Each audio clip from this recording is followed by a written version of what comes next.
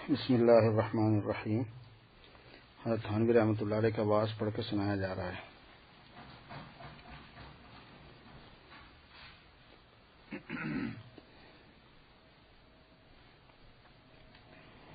اولیاء اللہ کے بارے میں فرما رہے ہیں کہ ان کی نسبت حدیث صحیح میں وارد ہے،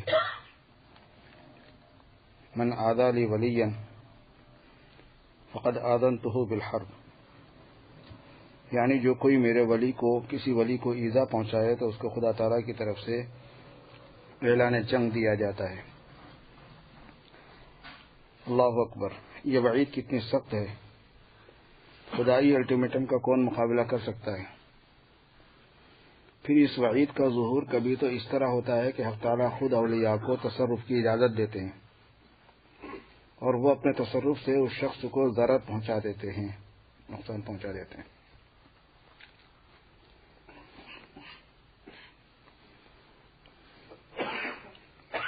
جو چیزیں عادت کے خلاف ہوتی ہیں اس میں دو باتیں ہوتی ہیں اولیاء کے بارے میں، اولیاء سے متعلق، کیونکہ غیر اولیاء سے اس کا حکم الگ ہے، انبیاء سے اس کا حکم الگ ہے۔ انبیاء کے ساتھ وہ معجزہ ہے، غیر ولی فاسق فاجر کافر کے ساتھ اگر ہو تو وہ استدراج ہے، جسے دجال کے ساتھ ہوگا۔ ولی کے ساتھ دو قسمیں ہوتی ہیں، اس میں ایک کرامت ہے اور ایک تصرف ہے۔ تصرف میں کام کرنے والے کو، یعنی جس کے ساتھ خرق عادت کا معاملہ پیش آ رہا ہے، اس کو تصرف کا اس کو اختیار رہتا ہے، تصرف کا اختیار ہے، اپنی مرضی سے وہ کرتا ہے۔ یعنی کرامت تصرف کی شکل میں دی جاتی ہے، وہ بھی کرامت ہی ہے، تبھی تو وہ تصرف کر سکتا ہے۔ تصرف کوئی میسمرزم نہیں ہوتا، کوئی سحر اور جادو کی شکل نہیں ہے، وہ تصرف بھی حقیقت ہی ہوتا ہے۔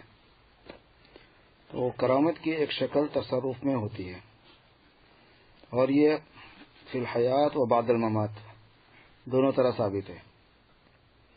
مرنے کے بعد بھی تصرفات ثابت ہیں اولیاء اللہ کے، اور حیات میں بھی تصرفات ثابت ہیں۔ اور جس میں کرنے والے کو کوئی اختیار نہیں رہتا اور ایسا کوئی خاص معاملہ اس کے ساتھ ہوتا ہے تو اس کو کرامت کہتے ہیں۔ کرامت میں فاعل اللہ ہوتے ہیں، تصرف میں بھی فاعل اللہ ہی ہوتے ہیں، جیسے بندے کے ہر فعل کے فاعل اللہ ہی ہیں، لیکن اس میں بندے کی مرضی اور اختیار کو دخل رہتا ہے تصرفات میں۔ تو کبھی اس کا ظہور اس طرح ہوتا ہے کہ حق تعالیٰ خود اولیاء کو تصرف کی اجازت دے دیتے ہیں اور وہ اپنے تصرف سے اس شخص کو نقصان پہنچا دیتے ہیں، اور بعض دفعہ اولیاء کوئی تصرف نہیں کرتے، لیکن حق تعالیٰ کو اپنے محبوب کی بے حرمتی پر غیرت آتی ہے۔ اللہ کے محبوب ہوتے ہیں تو ان کی بے حرمتی پر ان کو غیرت آ جاتی ہے کہ ہمارے محبوب کے ساتھ یہ معاملہ کیوں کیا گیا، اس لیے حق تعالیٰ خود اس شخص کو کسی بلا میں گرفتار کر دیتے ہیں۔ کبھی یہ بلا اجتماعی بھی ہو جاتی ہے، جیسے میں نے سنایا تھا ایک مرتبہ، آپ کو کتابوں میں لکھا ہے کہ تاتاری جب بغداد پر حملہ آور ہوئے تھے، وہ ایک بزرگ کی بے حرمتی پر ہوئے تھے۔ خواجہ نجم الدین کبریٰ رحمۃ اللہ علیہ کی بے حرمتی ہو گئی تھی، اس بے حرمتی پر خدا کا غضب پوری قوم پر آ گیا۔ کسی درجے میں جب سب شریک ہو جاتے ہیں تو پھر اجتماعی شکل ہو جاتی ہے مصیبت کی۔ حضرت امام ابو حنیفہ رحمۃ اللہ علیہ کے ساتھ ایسا واقعات مشہور ہیں، حضرت مرزا مظہر جان جانا رحمۃ اللہ علیہ کے ساتھ ایسے واقعات مشہور ہیں، حضرت نظام الدین اولیاء کے ساتھ ایسے واقعات ہیں منسوب۔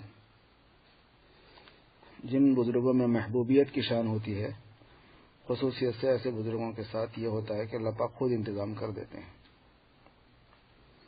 مجھے نام یاد نہیں آ رہا، شاید امام ابو حنیفہ کا ہی قصہ ہے کسی اور کا، کہ اس نے امام ابو حنیفہ کو برا بھلا کہا، یا جس بزرگ کا بھی یہ قصہ ہے ان کو برا بھلا کہا اور بڑی بے عزتی کی لوگوں کے سامنے۔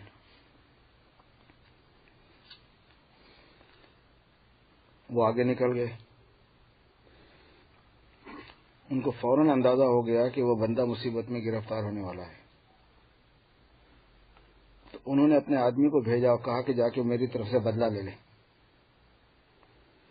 کچھ کہہ دے اس کو، تو بھی برا بلا کہہ دے میری طرف سے. تو وہ پہنچنے میں دیری اس نے کر دی جب تک اس کا سر اس کے تن سے جدا ہو چکا تھا. تو حضرت کو آ کے اس نے کہا کہ وہاں تو ہے ہی نہیں ہو کہ میں اس سے کچھ بدلا لیتا. کہنے لگے قتلہ صبری، میرے صبر نے اس کو مار دیا. اسی وقت اگر میں بدلہ لے لیتا تو یہ ذرا سی بدلے میں اس کی جان بچ جاتی. تو ایسے واقعات ہوتے ہیں. اس کو بتا رہے ہیں کہ وہ غیرت آتی ہے ان کو کہ ہمارے محبوب کے ساتھ یہ معاملہ کیوں کیا گیا. اس لیے حق تعالیٰ خود اس شخص کو کسی بلا میں گرفتار کر دیتے ہیں. غرض اولیاء کے ساتھ گستاخی اور بے ادبی کرنا بڑا سنگین جرم ہے. اگر وہ حضرات اپنی شفقت سے کچھ بھی نہ کہیں تو غیرت حق نہیں چھوڑتی. غالباً خود حضرت تھانوی کے ساتھ میں بھی یہی معاملہ تھا. حضرت تھانوی رحمۃ اللہ علیہ فرماتے ہیں کہ روزانہ رات کو سوتے ہوئے باضابطہ میں اہتمام سے یہ دعا کر کے سوتا ہوں کہ اللہ مجھے جو لوگ تکلیف پہنچا رہے ہیں برائے مہربانی میں ان کو معاف کرتا ہوں، آپ ان کو کوئی سزا مت دیجیے. مگر غالباً یہ فرمایا کہ مگر پھر بھی وہ بعض وقت فیصلہ فرما دیتے ہیں.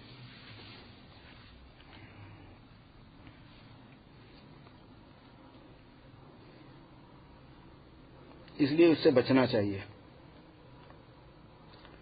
مولانا رومی فرماتے ہیں کہ ہیچ قوم میرا خدا رسوا نہ کرد تا دلے صاحب دلے نامت بدت.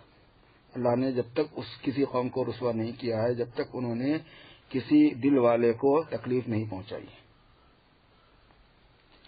یاد رکھو جب کوئی قوم کسی ولی کا دل دکھاتی ہے تو ان کا صبر ضائع نہیں جاتا. حق تعالیٰ بعض دفعہ ان کی طرف سے اس طرح انتقام لیتے ہیں کہ خود ان کو بھی اس کی خبر نہیں ہوتی، ان بزرگ کو بھی. یہ مت سمجھو کہ حقوق العباد صرف جان اور مال کے متعلق ہیں، بلکہ عزت بھی حقوق العباد میں داخل ہے، اور اس کے حقوق جان اور مال سے بھی زیادہ ہیں عزت کرنے کی، کہ موت کے بعد بھی اس کے حقوق باقی رہتے ہیں. جن میں سے ایک حق یہ بھی ہے کہ جس کو ابھی ذکر کیا گیا کہ بعد مرنے کے مسلمانوں کی قبروں کا احترام کیا جائے، بے حرمتی نہ کی جائے، جس کو میں نے ضروری تفصیل کے ساتھ بیان کر دیا ہے. یہ مضمون میرے دوست نے کئی مرتبہ مجھ کو یاد دلایا، مگر ہر بیان کے وقت میں اس کو بھول جاتا تھا کیونکہ فرمائشی مضمون بہت کم یاد رہتے ہیں. کہیں جائیے آپ جلسے وغیرہ میں تو سب سے پہلے لوگ وہاں اپنی مرضی کی بات کہلوانے کے لیے آ کے کان بھر دیتے ہیں. پہلے یہاں ایسا ہے ایسا ایسا ایسا ایسا بولنا ہے، وہ سارا بیان خراب ہو جاتا ہے، اس سے ستیہ ناش ہو جاتا ہے. اس نے تو دماغ خراب کر دیا. پھر دوسرے ایک یہ ہے کہ فرمائشی مضمون ضرورت کے اعتبار سے بعض لوگ جو ہے واقعتاً ضرورت میں اظہار کرتے ہیں. بعض وقت کسی کو گالیاں کھلوانا ہوتا ہے اس کی زبان سے اس کو. بعض وقت ہوتا یہ ہے کہ بیان کرنے والے کو بیوقوف سمجھا جاتا ہے. اس کو کیا پتا ہے اس کو ہم سکھائیں گے تو یہ بیان کرے گا، ورنہ تو کہاں سے کرے گا، کیا بیان کرنا ہے. اس لیے پہلے ہی انقباض ہو جاتا، فرمائش کے بعد طبیعت رک جاتی ہے فوراً. جب جو طبیعت کی رکاوٹ کے ساتھ جو بات ہوتی ہے اس میں جان ہی نہیں رہتی. یہ خود میرا بھی بہت مرتبہ کا تجربہ ہے، اس لیے مجھے غصہ آ جاتا ہے جب کوئی بولتا نا یہ بیان کرو. میں نے کہا آپ ہی کر دو، جب یہی بیان کرنا ہے تو آپ مجھ سے کیوں کہتے، خود ہی کرو.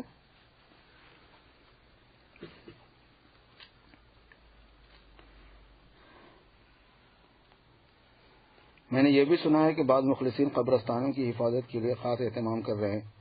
سب مسلمانوں کو ان کا ساتھ دینا چاہیے اور اس کی اعانت کرنی چاہیے.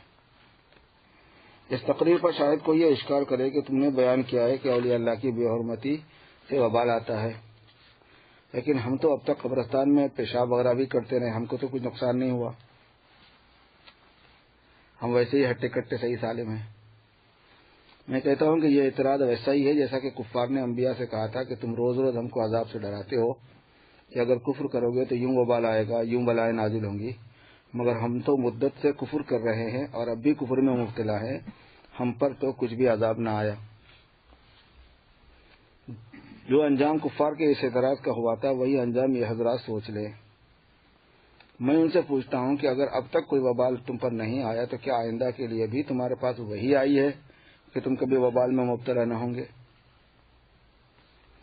دوسرا جواب یہ ہے کہ جو لوگ ایسا اعتراض کر رہے ہیں وہ اس وقت بھی وبال سے خالی نہیں. ہاں، وبال کی دو قسمیں ہیں، ایک ظاہری ایک باطنی. ظاہری وبال تو یہ ہے کہ جان و مال کا نقصان ہو جائے، صحت برباد ہو جائے، اور یہ وبال بہت ہلکا ہے. اور باطنی وبال یہ ہے کہ دل سیاہ ہو جائے.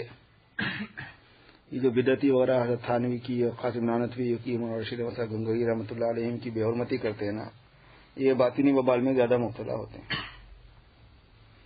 دل سیاہ ہو جاتا ہے، اعمال صالحہ کی صلاحیت باقی نہیں رہتی، نیک کاموں سے دل گھبرانے لگتا ہے. یہ وبال بہت سخت ہے، کیونکہ جب دل سیاہ ہو جاتا ہے تو بعض دفعہ ایمان بھی چلا جاتا ہے، جس کا انجام ابد الآباد کے لیے جہنم کا عذاب ہے. بس میں کہتا ہوں کہ یہ لوگ اس وقت بھی وبال سے خالی نہیں، باطنی وبال میں گرفتار ہے کہ ان کے دلوں سے قہر خداوندی کا خوف نکل گیا ہے. جبھی تو اتنی جرأت ہے کہ قہر خداوندی کے نام سن کر اپنی حرکتوں سے باز آنے کا ارادہ نہیں کرتے، بلکہ الٹا اس کے ساتھ مذاق اڑاتے ہیں. اگر ان کے دلوں میں اللہ تعالیٰ کے قہر کا خوف ہوتا تو جس کام میں اس کا وہم بھی ہوتا اس سے فوراً الگ ہو جاتے.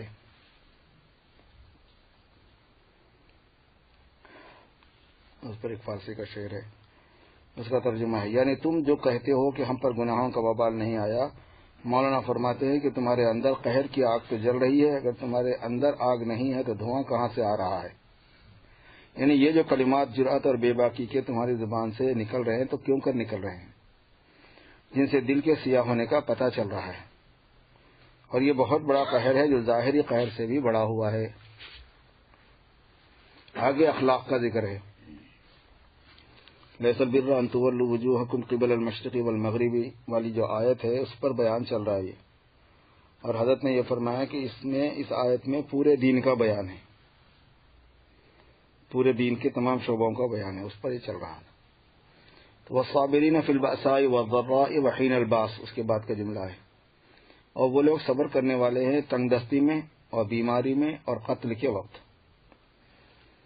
ہر چند کی اخلاق باطنیہ بہت ہے، لیکن حق تعالیٰ نے ان میں سے اس مقام پر صرف صبر کو بیان فرمایا ہے اور اس کے 3 مواقع بیان فرمائے ہیں. وجہ اس کے ساتھ خاص کرنے کی یہ ہے کہ صبر ایسی صفت ہے جس کے حاصل ہو جانے کے بعد باقی اخلاق کا حصول خود بخود ہو جاتا ہے. اخلاق کا لفظ جب بولا جاتا ہے کتاب میں، دین میں، تو اس سے مراد دل کے صفات ہوتے ہیں.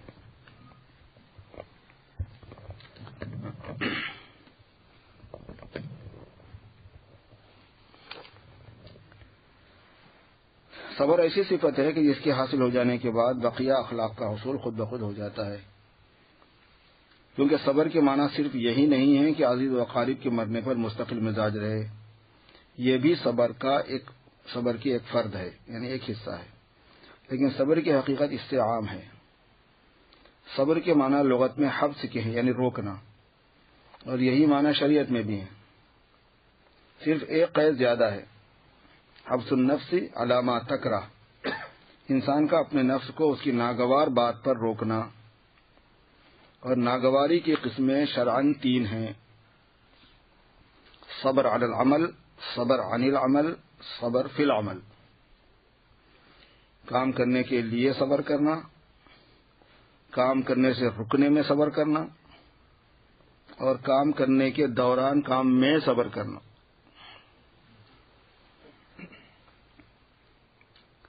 نماز پڑھنے کے لیے صبر کرنا کہ پڑھنا مستقل مزاجی سے، نماز چھوڑنے سے صبر کرنا کہ اس کو چھوڑنے نہیں دینا. نماز میں آدمی اپنے آپ کو جما کے خوشو خضو کے ساتھ رکھنا، ہر چیز پہ جاتا ہے. اب تو گناہوں کے لیے صبر عن العمل ہوتا ہے، اور طاعت کے لیے صبر علی العمل اور صبر فی العمل ہوتا ہے. عام طور پر صبر فی العمل ایسی طاعتوں میں ہوتا ہے جو امتدادی ہوتے ہیں، یعنی جن کے اندر وقت لگتا ہے. بعد نیک کاموں میں کوئی وقت نہیں لگتا. غریب کو پیسے دینے ہیں، آپ نے دے دیا، قصہ ختم ہو گیا، ٹائم ہی نہیں لگ رہا سمجھ. روزہ ہے، صبح سے لے کے شام تک ہے، وہ بھی نیکی ہے، یہ بھی نیکی ہے، لیکن اس کے اندر ایک وقت لگتا ہے، امتدادی ہے. یہ نماز میں بھی اگرچہ تھوڑا لگتا ہے لیکن وقت لگتا ہے. صبر علی العمل یہ ہے کہ نفس کو کسی کام پر روک لینا، یعنی اس پر جم جانا اور قائم رہنا، مثلا نماز زکوٰۃ وغیرہ کی پابندی کرنا اور بلا ناغہ ان کو ادا کرتے رہنا. اس لیے اقیم الصلاۃ، نماز قائم کرو. ایک وقت پڑھ لیے تو اقیم الصلاۃ نہیں ہوتا، پڑھتے ہی رہے تو اقیم الصلاۃ ہوتا ہے. پابندی سے اگر نماز پڑھتے رہیں تو اقامت صلاۃ ہے. جاب پابندی سے کرتے رہیں گے تو جاب قائم ہے. ایک وقت جا کے آ گئے تھے، اس کے بعد فائر ہو گئے تو جاب قائم کہاں ہے؟ تو نماز کو قائم کرنے کا مطلب نماز پر مستقل مزاج ہو جانا.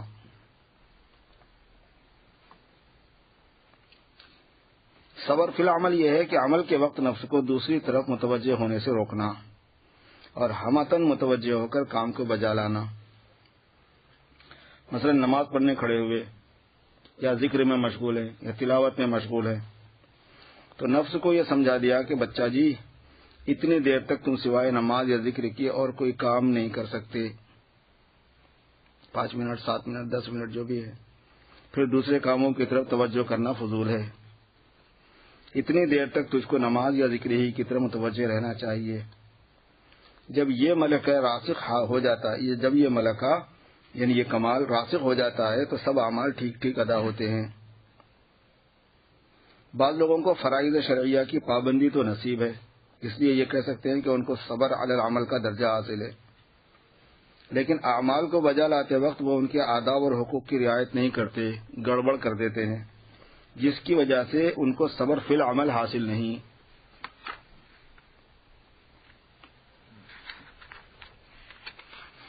تیسری قسم ہے صبر عن العمل، یعنی نفس کو مانہ اللہ عنہ، جس سے اللہ نے روکا ہے اس سے روکنا. شریعت نے جن چیزوں سے منع کیا ہے ان سے رکنا، جن میں سب سے اہم صبر عن الشہوت ہے کہ نفس کے تقاضۂ شہوت کو روکا جائے. اور یہ سب سے اہم اس لیے ہے کہ نفس کے دوسرے تقاضے تو ایسے ہیں کہ ان سے اگر نہ روکا جائے تو بعد میں اس کو خود ہی بہت کلفت ہوتی ہے، اور اس کلفت کا خیال کر کے نفس ان تقاضوں سے خود ہی رک جاتا ہے. مثلا صبر عن الغضب بہت آسان ہے غصے سے، کیونکہ غصے کے بعد اگرچہ نفس کو لذت آتی ہے مگر بعد میں کوفت ہوتی ہے. مشاہدہ ہے کہ غصہ کر کے بعد میں ایک ندامت سی طاری ہوتی ہے کہ ہم نے خامخواہ غصہ کیا، بات کو ٹال کیوں نہیں دیا. غصہ کر کے کبھی جی بھلا نہیں ہوتا. غصہ کر کے چاہے بیوی پہ کریں، چاہے بچوں پہ کریں، چاہے دوستوں پہ کریں، چاہے کمیٹی والے آپس میں کریں، چاہے کام کرنے والے کریں. کہاں گیا حارث؟ حارث نہیں ہے آج، نہیں ہے حارث، اچھا بیٹھا ہے. 2 ہے، اچھا حارث ہے، اچھا 2 نے کبھی سنے تھے.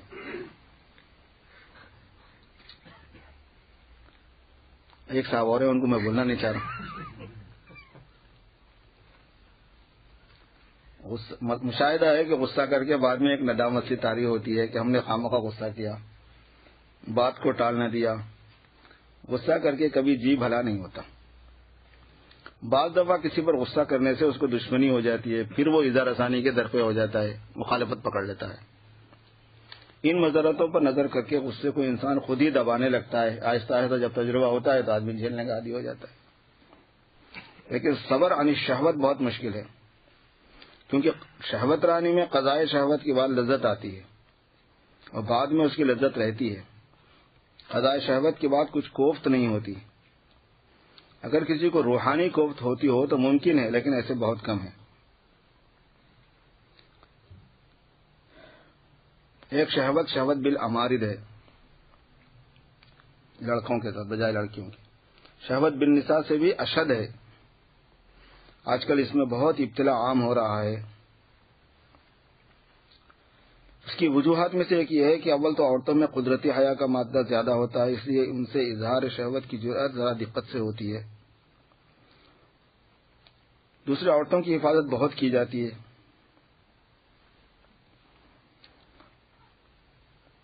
اس میں رسوائی بھی جلدی ہوتی ہے، اور ظاہر ہے کہ بچوں کی حفاظت نہیں کی جاتی، نہ ان سے پردہ کیا جاتا ہے. تیسرے، اس میں اتہام کم ہوتا ہے، تہمت کم لگتی ہے، چونکہ اس میں ایکسکیوز کے راستے بہت ہوتے ہیں. ان وجوہ سے آج کل اس میں بہت ابتلا ہو رہا ہے. یہ بیماری پھیل رہی ہے، بڑھ رہی ہے، بول رہا. اور ان ملکوں کے اندر تو یہ بیماری اتنی پھیل گئی کہ باضابطہ لیگل ہو گئی.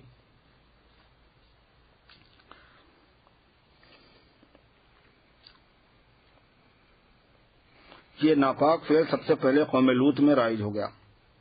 ان سے پہلے آدمیوں میں اس کا وقوع نہیں ہوا تھا. چنانچہ لوط علیہ السلام نے ان سے فرمایا تھا کہ اتأتون الفاحشۃ ما سبقکم بها من احد من العالمین.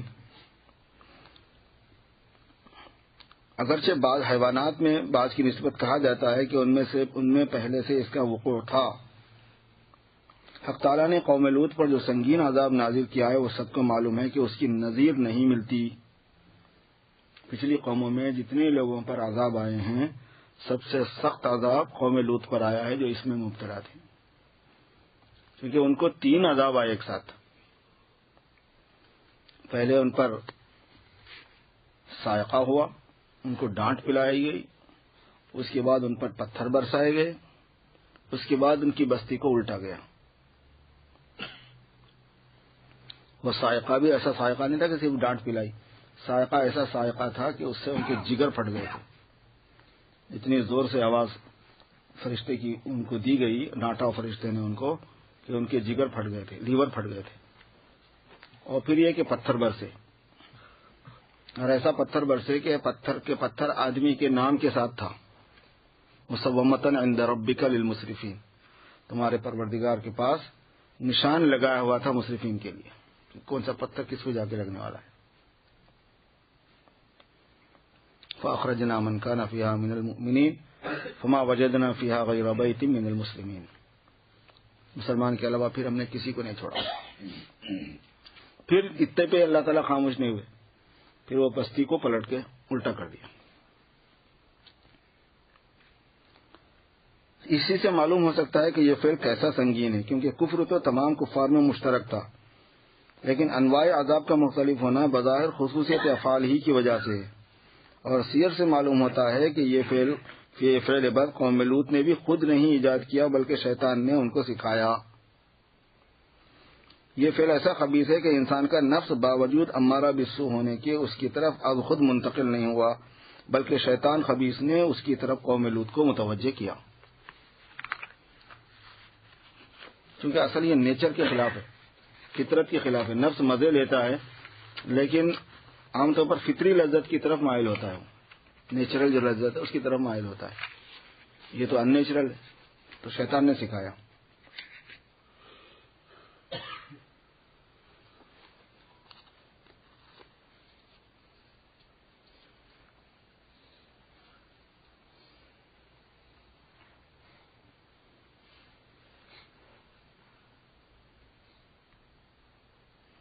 تھوڑی سی علمی بحث کی ہے. اس کے بعد غرض اس فعل کی خباثت عقلاً و نقلاً ہر طرح ثابت ہے، اور طبیعت سلیمہ اس سے خود ہی انکار کرتی ہے. ایسا کام سوائے بدطینت آدمی کے اور کوئی سبقت نہیں کر سکتا.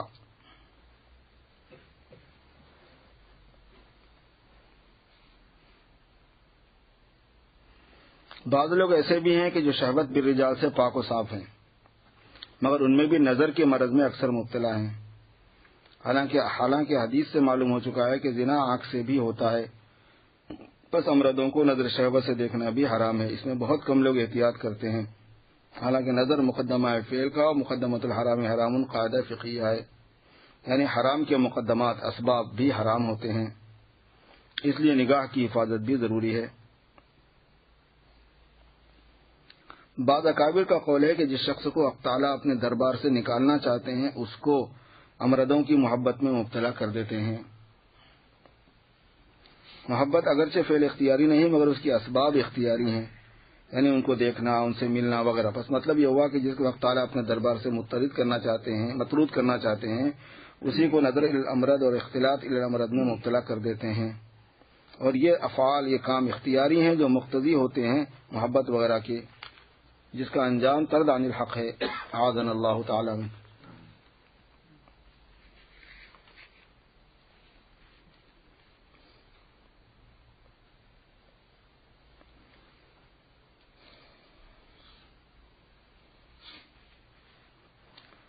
دوسرے میری سمجھ میں یہ ہرگز نہیں آتا کہ لڑکوں سے کسی کو عشق ہوتا ہو. آج کل لوگوں نے فسق کا نام عشق رکھ لیا ہے. فسق کا نام عشق رکھ لیا ہے. مولانا فرماتے ہیں عشق ہائے کز پہ رنگے بود، عشق نبوت عاقبت ننگے بود. کسی اور کا قول ہے کہ این عشقست آنکھ در مردم بود، این فساد از خوردن گندم بود. یہ عشق وغیرہ کچھ نہیں ہوتا، یہ سب گندم کا فساد ہے. روٹی زیادہ کھا لی ہے، انڈے زیادہ کھا لیے. اور اگر 1000 میں کسی ایک کو عشق ہو جائے بھی تو اس کے عشق پر تو ملامت نہ کی جائے گی، مگر اس کے بعد جو افعال اس سے صادر ہوتے ہیں اس پر ملامت کی جائے گی، کیونکہ وہ اختیاری افعال ہیں.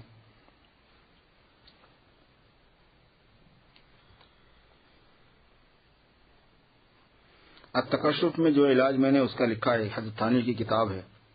اس سے بہت لوگوں کو نفع ہوا ہے، اس پر عمل کیا جائے.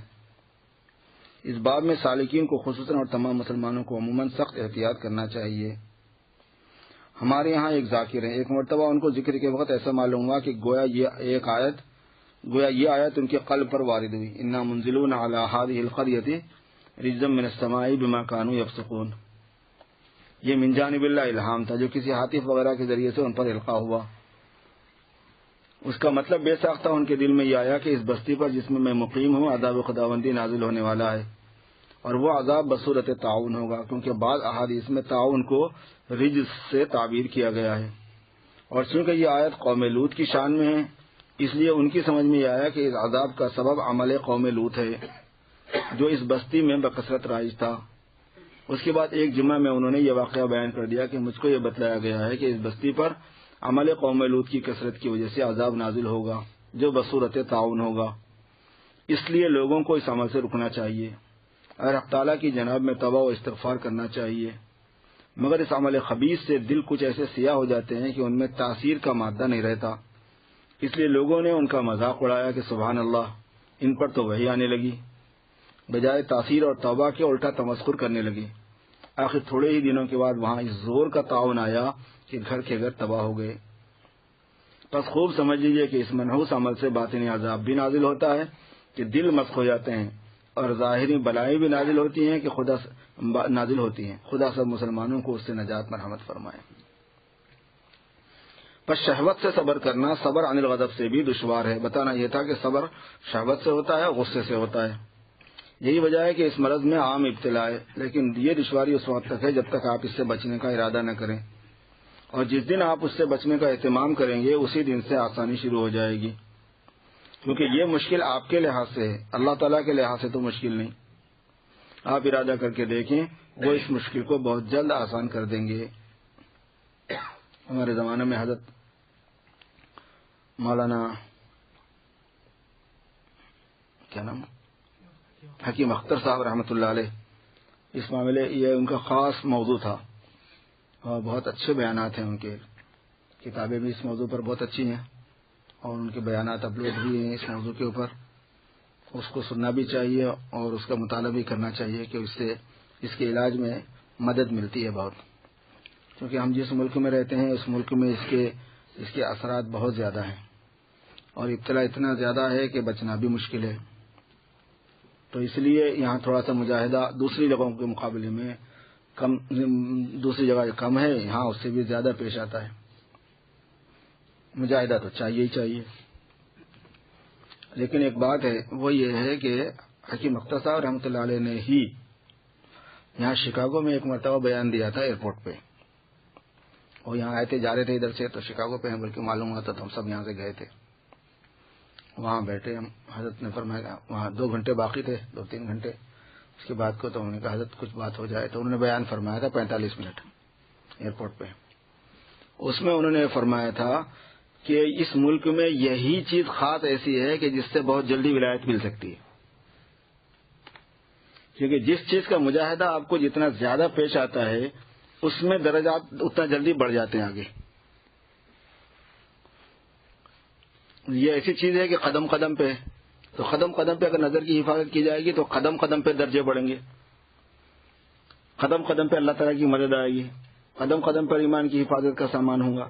تو دوسری جگہ بہت لمبا مجاہدہ کرنے کے بعد میں جو نور ملتا ہے، یہاں تھوڑے مجاہدے میں، یعنی تھوڑے دنوں میں، تھوڑی مدت میں وہ مجاہدہ مکمل ہو کے اس کا نور مل جائے گا. اور یہ فرما رہے تھے کہ یہاں تو ولایت سڑکوں پہ پھر رہی ہے، لوگ لے نہیں رہے. یہاں ولایت سڑکوں پہ پھر رہی ہے اور لوگ لے نہیں رہی ہے. حضرت غالباً اس کے قریب قریب جملے تھے حضرت حکیم مختصر رحمۃ اللہ علیہ.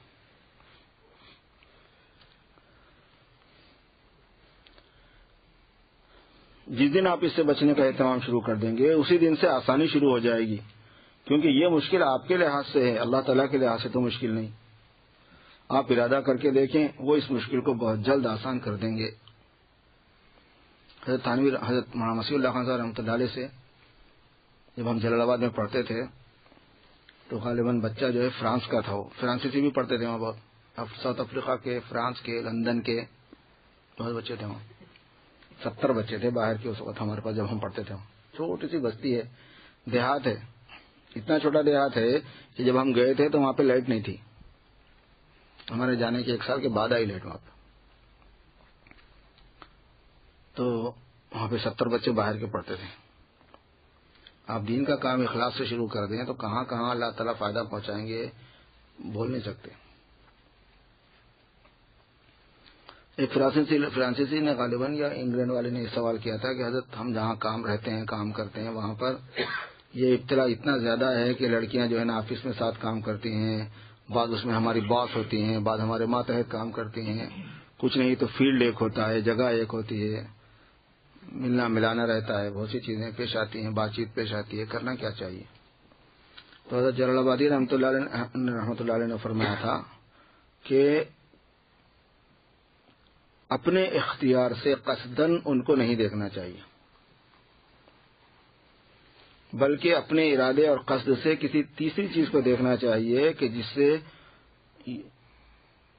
جس کی شعائیں اگرچہ اس خاتون پہ بھی پڑ رہی ہوں گی، اس لڑکی پہ بھی، جو ہماری نگاہوں کے اندر ہے. ظاہر ہے کہ نگاہوں کا تو ایک سرکل ہوتا ہے، ایک ایریا ہے کہ آپ یہاں دیکھ رہے ہیں تو یہاں تک نظر آ رہا ہے آپ کو. فرمایا کہ اگر بالارادہ نہ دیکھا جائے، بالارادہ کسی ایسی چیز کو دیکھا جائے اور بات چیت وغیرہ جو ضرورت کے مطابق ہے وہ کی جائے تو پھر نظر کا گناہ نہیں ہوگا. یہ حضرت نے فرمایا. ابتلا ہے، مجبوری ہے. مگر اب ظاہر ہے کہ ایسے وقت میں قصدن اور ارادتاً کسی اور چیز کو دیکھنا اور اس کے باوجود نظر آنے کے باوجود متوجہ نہیں ہونا ایک مجاہدہ تو ہے ہی ہے. لیکن اگر کوئی اللہ تعالیٰ سے ڈرتا ہے اور اس کو گناہ سے بچنا ہے تو پھر اس کے لیے یہ صورت ہے. ایسے وقت میں بات کرنے کی نوبت آئے، کچھ اور بھی بات پیش آ جائے تو قصدن جو ہے وہ نہ دیکھے، اور غیر قصدی غیر ارادی طور پر جتنے حصہ نگاہوں کی شعاؤں کے اندر ہونے کی وجہ سے نظر آ رہا ہے ان کا یا وہ نظر آتے ہیں اس میں ماخوذ نہیں ہے بندہ، اس میں پوچھا نہیں جائے گا اسے. ہمیں تو یہی فکر کرنی ہے کہ بھئی کیا چیز پوچھی جانے والی ہے کیا نہیں، کس کا جواب دینا ہے کس کا نہیں، کس پہ گناہ ہے کس کا نہیں. اور یہ بزرگان دین کی اپنی بصیرت ہوتی ہے کہ جس سے وہ اس بات کو جان جاتے ہیں.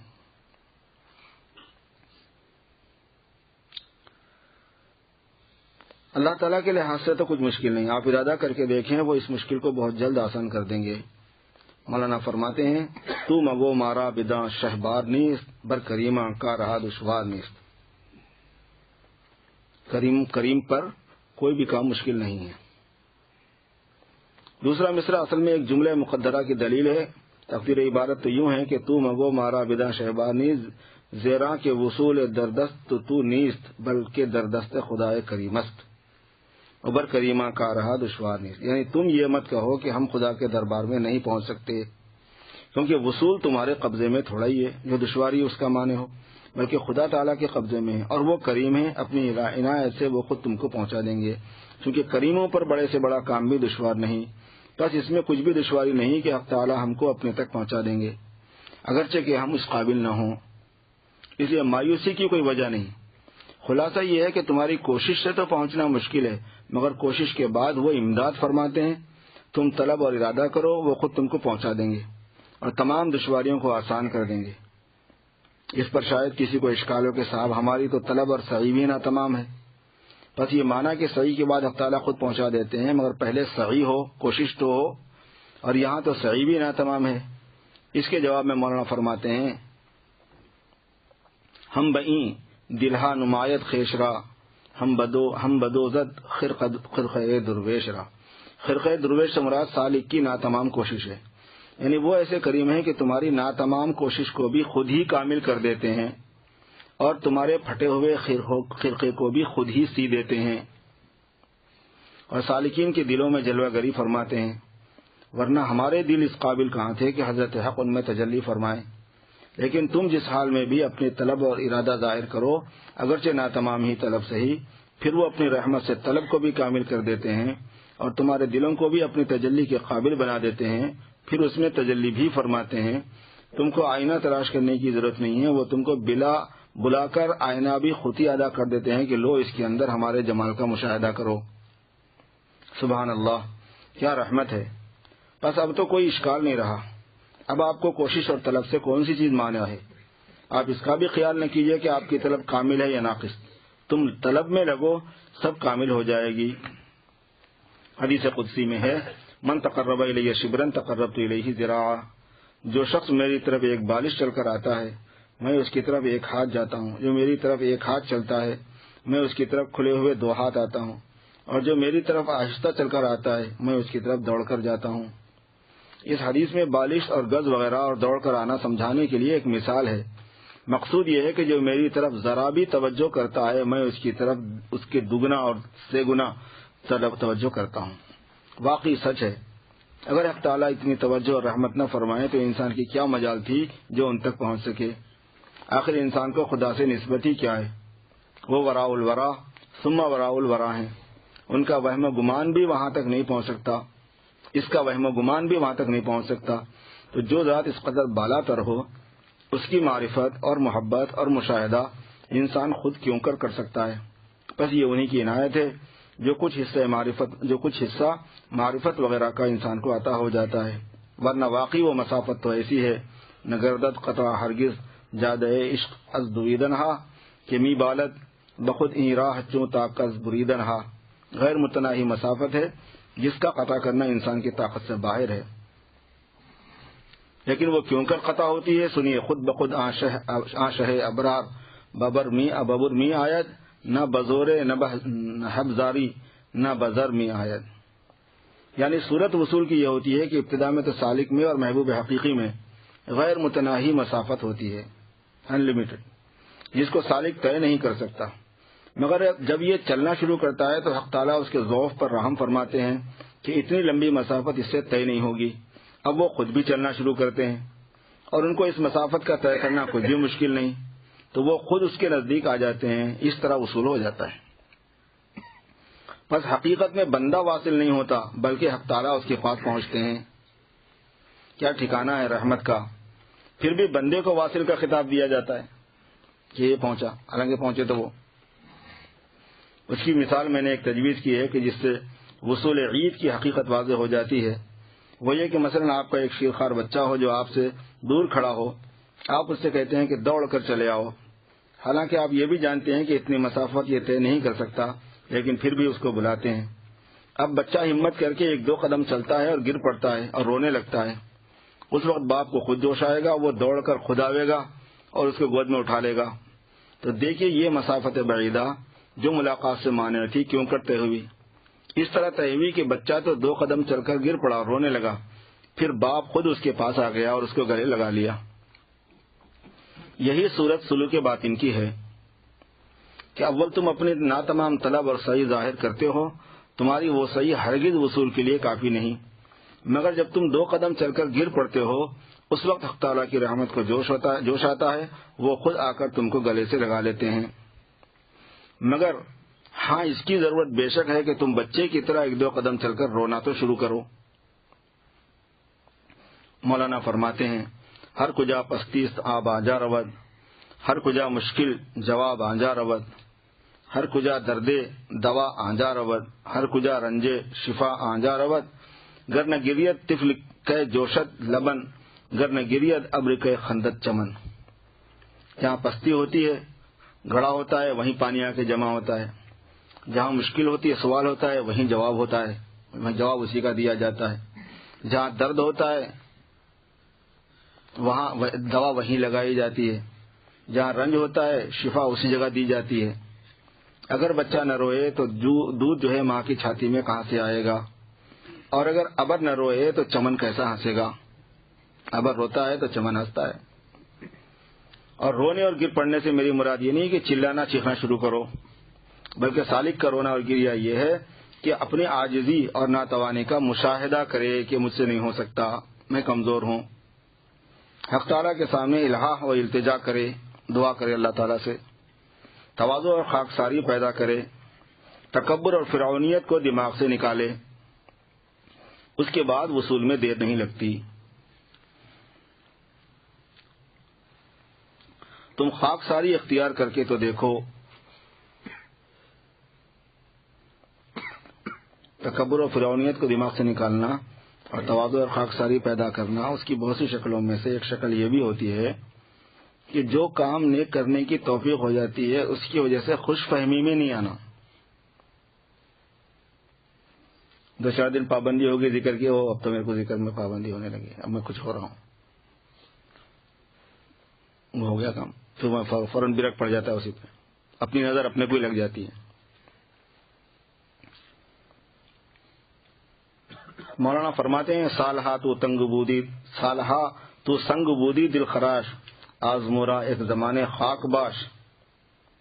سالہا سال سے تو پتھر بن کے تھا، لیکن آزمانے کے لیے کم از کم تھوڑے دن مٹی بن کے دیکھ. در بہاراں کیشو سرسبز سنگ خاک شوتا گل بروید رنگ رنگ. بہار میں پتھر جو ہے نا اس پر کب گل آیا کرتے ہیں، مٹی کے اندر یہ بات ہے کہ اس کے اندر رنگ برنگ کے پھول آیا کرتے ہیں. میں نے وصول اللہ کی مثال جو بچے کی حالت سے بیان کی ہے اس پر ایک بادشاہ کی حکایت یاد آئی. میں نے کسی بزرگ سے یہ حکایت سنی ہے کہ ایک بادشاہ اپنے بالا خانے پر بیٹھا ہوا تھا کہ نیچے سے ایک درویش کا گزر ہوا. بادشاہ نے درویش کو آواز دی کہ ذرا میرے پاس آؤ، مجھے تم سے کچھ پوچھنا ہے.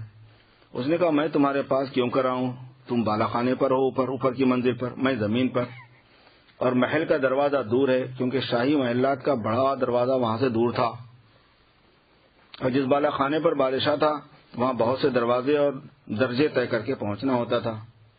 بادشاہ نے فوراً ایک کمن لٹکا دی.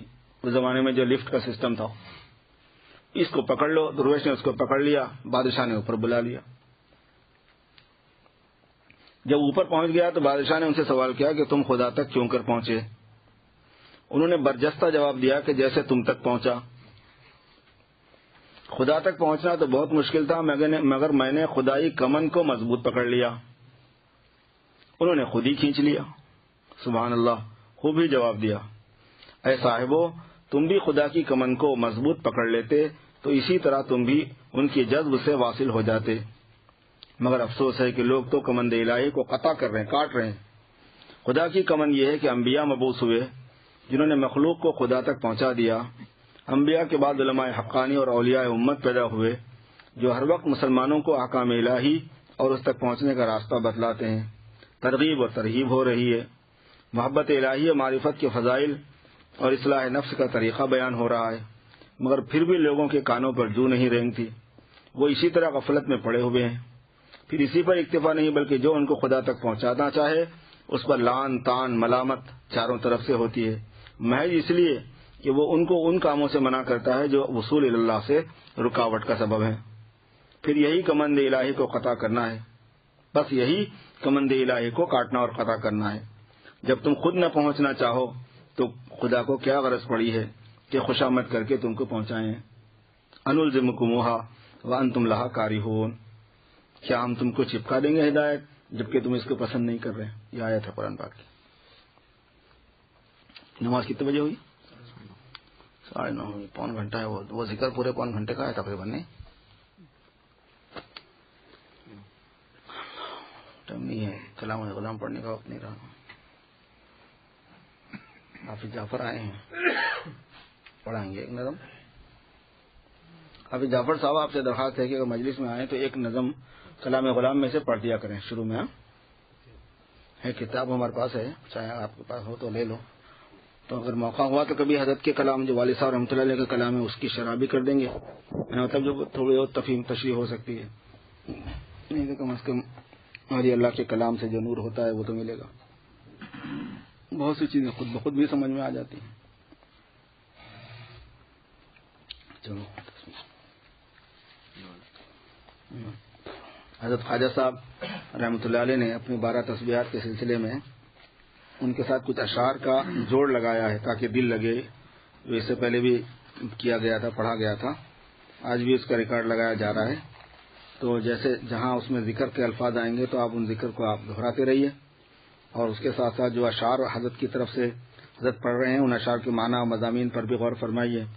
اس کا تعلق جو ہے نا پورے ذکر سے ہے. وہ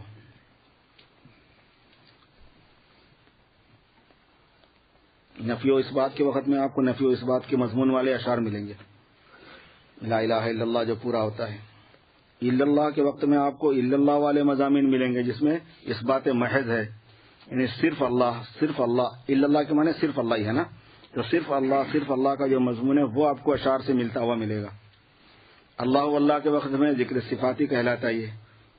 تو اس کی جو خبر محذوف ہوتی ہے، اللہ حبیبی یا اللہ مقصودی یا اللہ مطلوبی وغیرہ، ایسے مضامین والے اشعار اس کے ساتھ جڑے ہوئے. اشعار ویسے ہی نہیں ہے، وہ بہت بڑے عارف تھے، وہ حضرت تھانوی کے بڑے خلفاء میں سے گزرے ہیں. تو اس لیے وہ بہت بامعنی اشعار ہیں. وہ ساتھ ساتھ اس سے جو ہے نا وہ ذکر کی خاص مناسبت ہے.